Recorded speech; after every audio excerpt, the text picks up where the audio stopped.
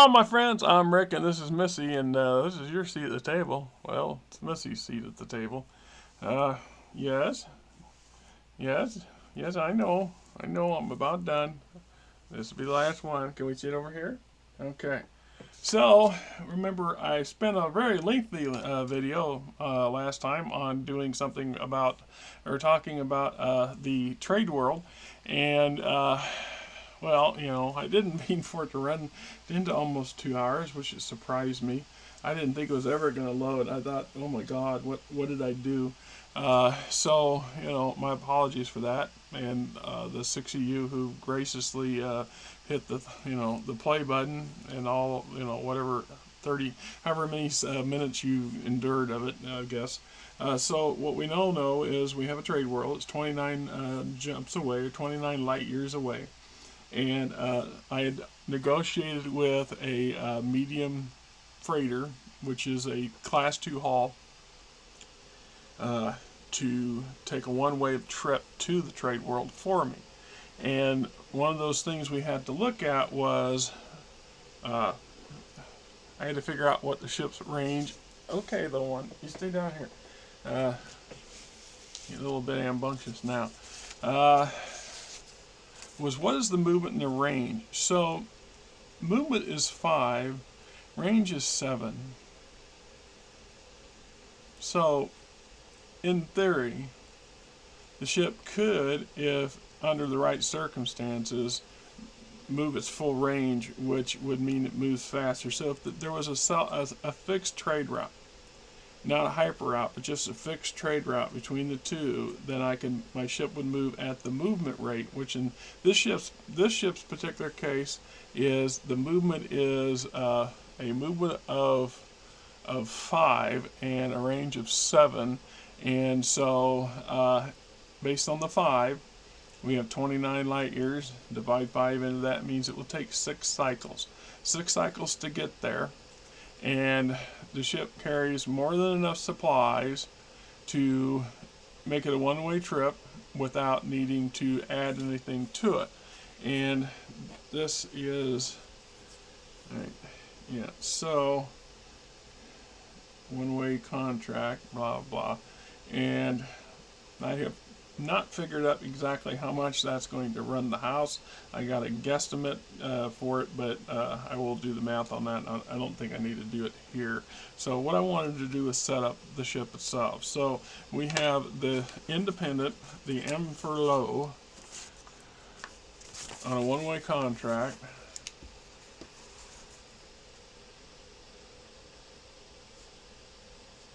Amp for low, one-way contract. It has passenger capacity of 30. So the ship's crew takes 30 people to run the ship, and they have enough life support to handle 60 people. So I can take up to 30 people. And then the cargo capacity is 150 megatons, metric tons in the bay, and an additional 150 if I had a shipping pod to attach to the ship's HPC, which I don't, or if I was going to send a shuttle, which I am not going to do. And so in this case, it's just empty space. I don't think I have an empty cargo container sitting anywhere. At least nothing comes to my brain at the moment. And so that limits me to 150 tons of cargo capacity. Plus, I've arbitrarily decided that I'm going to add, so we have 30 people.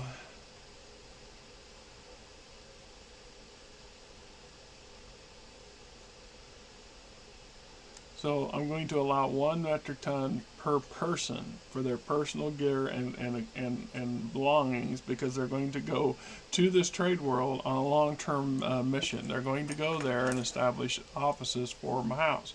So this means I would have leaving me with 120 m tons of space for shipping. So I'm going to want to find 120 tons of goods that are going to be worth shipping, or I think are going to be worth making money.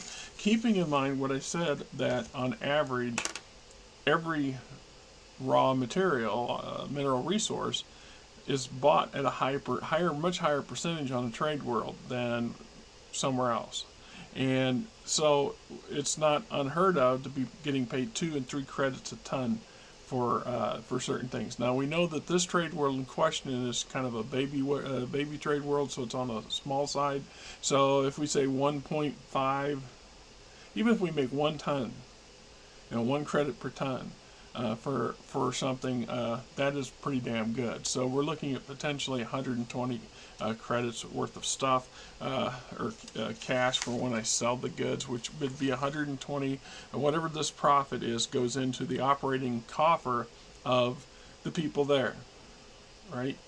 So then that's that. From that 120, I help pay for establishing, renting a storage space, renting my own warehouse and an office space, and housing for these people, and their wages for for a fixed amount of time, ideally one year or 50 cycles.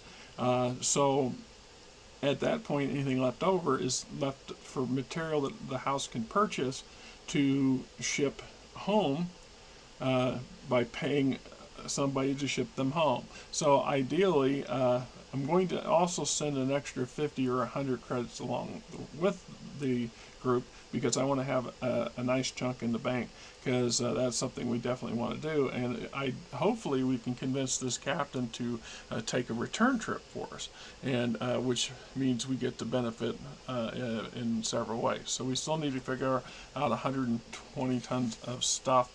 I'm going to go looking through my my mineral resources, and I'm looking for something I have a lot of that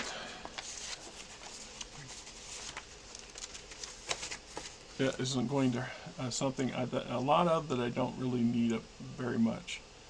See, this is where I'll get screwed, because I'm still a fledgling house, so I'm going to have to scramble around for different things. So yeah, there's no one thing here that I can hit for 100 tons, so I have to go and double in on a couple different things. So yeah, we can't do that, Alright, so we'll ship IR, and there's no way for me to know what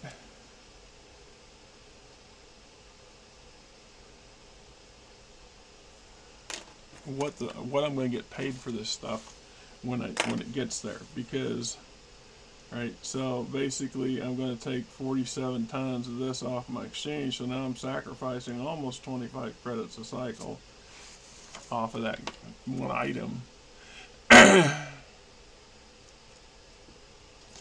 and hope that I get a decent return on it when I sell it at the other end. So right, so now I'm going to look at, I don't want to do that for all of them, I just want to do that for an example. So oxygen is it's a crapshoot. It could be worth a lot, and it could be worth less than a lot, depending on the trade world and its operation.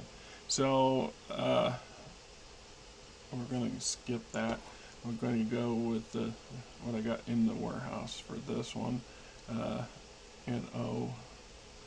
So let's take that out together. Let's see, that's $69.75 so far.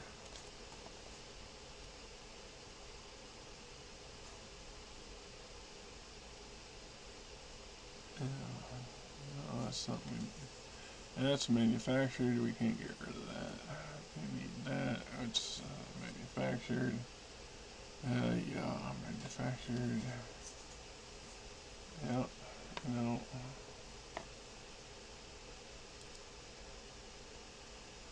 See, a lot of this stuff I've been stockpiling because I got lucky.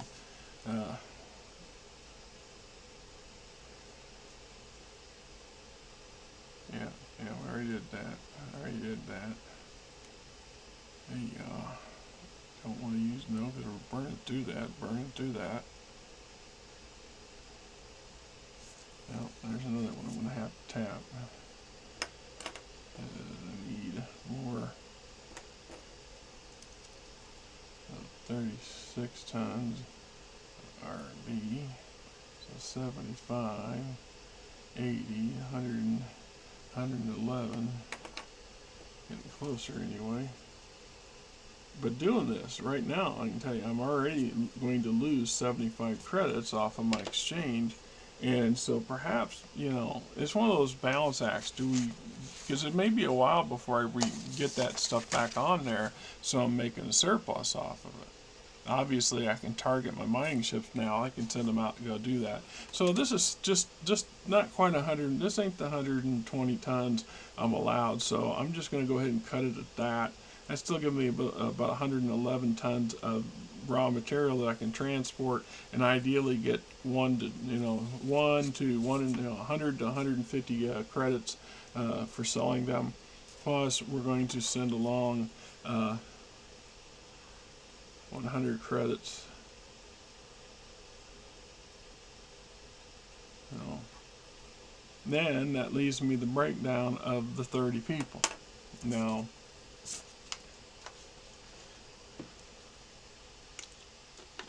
I need somebody from, I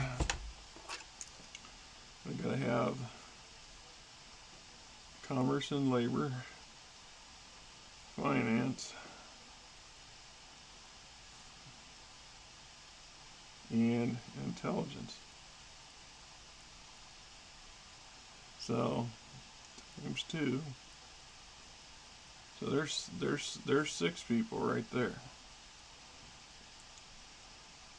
And then I want to have 3 squads of various security, which would be 15 people. So now we're at 21 of my 30 passenger possible. See, now people can make an argument. Well, why not have the Minister of Defense and Ministry of Health Education, and you could do that. You could open a branch, representative offices for them. And now, Commerce and if you're just looking to buy gear, Commerce and Labor is sufficient for that. Finance is there for technical personal stuff. In my mind, it's just something I want represented. And intelligence goes without saying, because now I can have intelligence assets on the trade world that I can make utilize if need be, and also people who are specializing in the stuff that my intelligence ministry needs and wants, kind of stuff. And each individual has an assistant, and then we have a 5-person security team, which means ideally there's always somebody watching the office and residence 24/7. And these 3 independent security squads will either be part of units belonging to those respected ministries or something I have yet to concoct. So we shall see, right? So there's reasons for all that. It's like my intelligence ministry. If I send a 5-member black op team with them for security, then the entire time that unit is engaged in its job, they should be acquiring better equipment, potentially more training, so on and so forth, and improving themselves to the point where I'm going to want to rotate them home. And so the next ship I send perhaps will bring a replacement group that will replace this squad. So this squad that's now better equipped, etc., can then go home and be plugged in and utilized for stuff at home. And that's just my opinion, of course, on that. And so we got 21 out of possible 30. I don't see any reason for sending any additional for fun, other than let's just say we'll send 9 general checks, and they're going to serve a number of roles. So we get our full 30 complement. So the general text might include, I don't know, a body servant, somebody look after the representative's personal effects in their apartment, or perhaps a chauffeur, a driver, an actual chauffeur slash bodyguard kind of person, general technician, somebody, these can be receptionists, people who are going to man the actual office. So our minister and their representative and their assistant aren't 100% tied down. These things, like I said, they play roles because it's a matter of how you want to play the stuff out, but event roles will occur once we've established that office. So we've also determined, like I said, it's going to take six cycles. So it won't be till the end of cycle 23, at the beginning of cycle 24, that we're established at the trade world, and then we'll have a deal on that. So between now and then, every cycle, I'm going to have this ship move its maximum movement of 5 closer and then closer, and in doing so, I'm going to know that those are safe systems. I won't have really any information on them other than the fact that the ship did arrive in that system and didn't get obliterated. There was one other thing I was going to check, and let's see. Yeah. I have an unassigned Tech 3 Astro Specialist. So let's alter this. Let's make this 8. Alright? We're going to send this one Tech 3.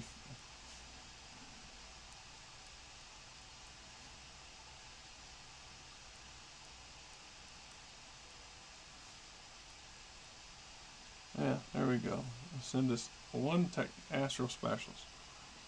And I'll task them with the job of doing a basic scan of that system. So they get that, we get that confirmation that this is the system where it's at and it's safe, because this ship entered that system and came out to recharge its jump drives before making the next leap. And so we would get basically confirmation that the system is safe, and but we would have no other information other than that, other than perhaps we can verify that there's a star there.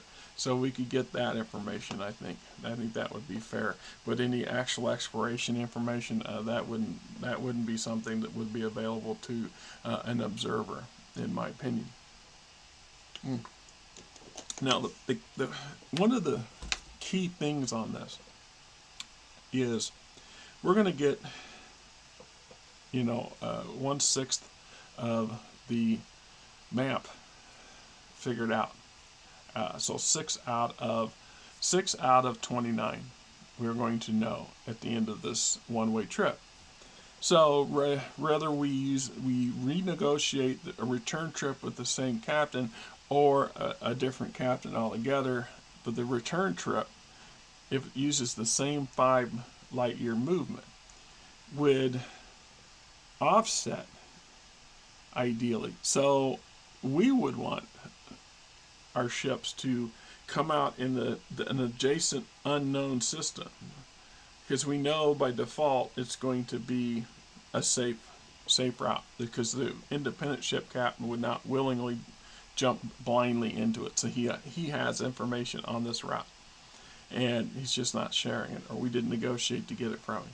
So at this point, we're just trying to cover another path of stepping stones on the way back. So at that point, we've got a trip up and a trip back. We've now got to that 10% ratio for a route. There's enough spaces plotted back and forth that we can make the balances up. But to improve on that, then we fill in the blanks in between them, and then put comsats and marker buoys and things like this to increase speed. Because potentially we can set it up to where we get to the point where we can make ship movement every couple cycles. I mean, I think the max would be like 15, so we could potentially every 2 cycles send a ship and have another, so every if we had it one, see 4 ships, we'd have a ship leaving and a ship arriving every cycle. That'd be how you'd set up that sustained trade route kind of scenario. You'd take up 4 starships and a hyper route setup. So anyway, that's what we're gonna do. We're gonna follow this little booger around, figure out what's going on, go to the trade world, get set up, stab ourselves, get ourselves a little office going on, you know, and then make it, decide what our priorities are.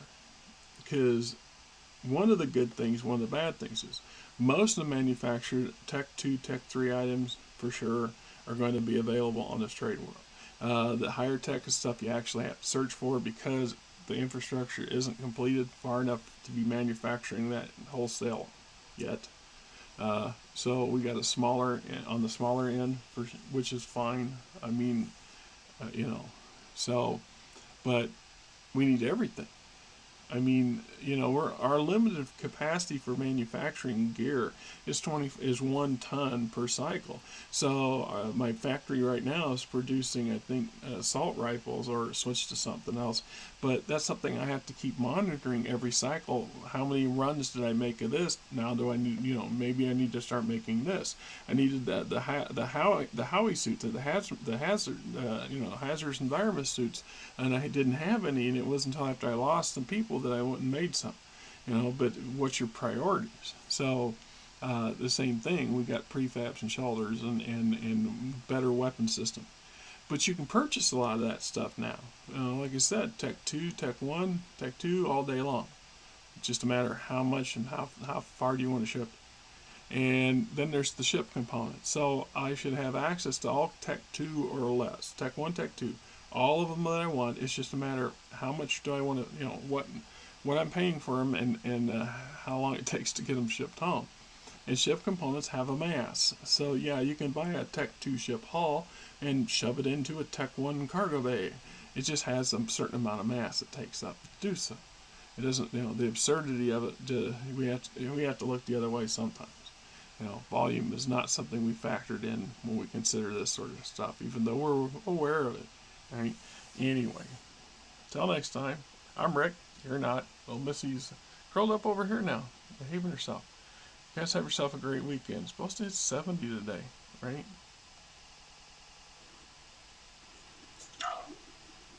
It just irritates me to no end.